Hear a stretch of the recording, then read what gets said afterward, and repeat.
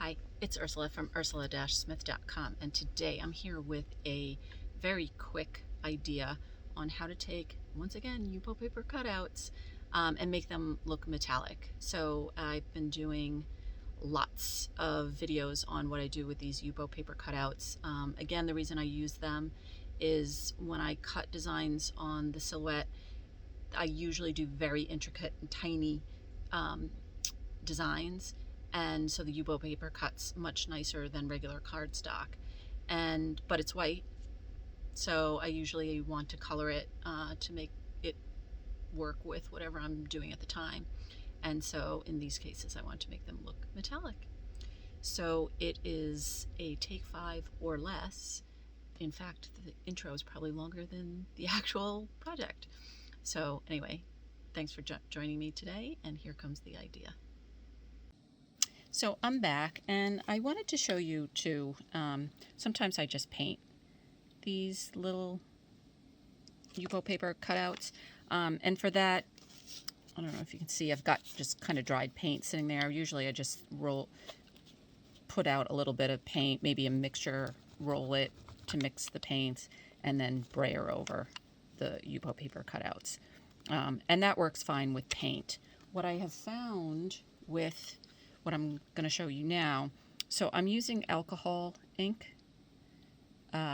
This is Tim Holtz's Alloy, and so with these you have to shake. You hear that ball? That basically mixes the mica or whatever the shiny stuff is with the alcohol base to mix it all together. But what I found is that if I use, a typical tool, like the foam that you usually use with the alcohol inks to color things, it tends to blot some of it off the Yupo paper, because remember, this is very non-porous, very slick. So for me, the best thing to do is just basically dot it on directly.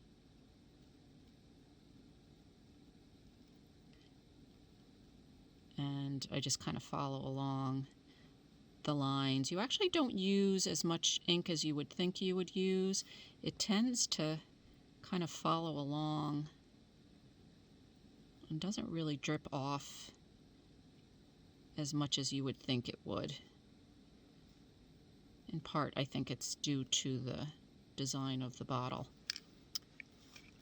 I might have missed a spot. It's kind of hard to see over the camera. But anyway, that is pretty much all that I do.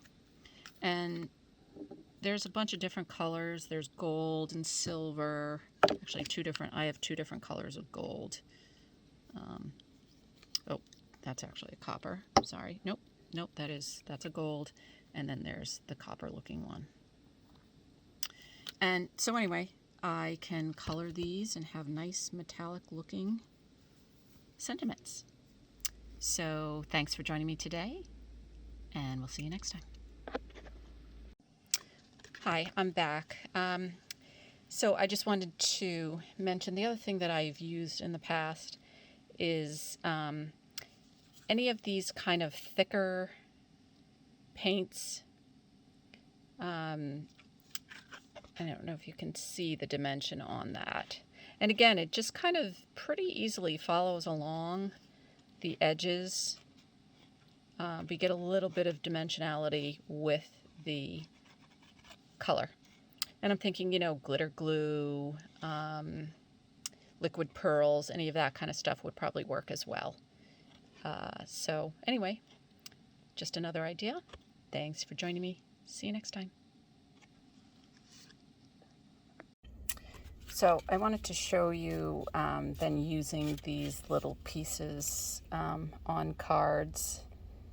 So I gave away the one that I did in the original video, but here's one that I did in the gold alloy.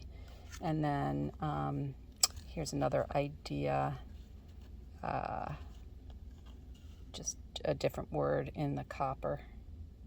So super easy to do if you've got these cutouts, and these were done with Yupo paper. I think I said earlier in the video, So alcohol ink works great on the Yupo paper, and that works great for cutting. So anyway, hope you like that idea. Thanks for joining me. We'll see you next time.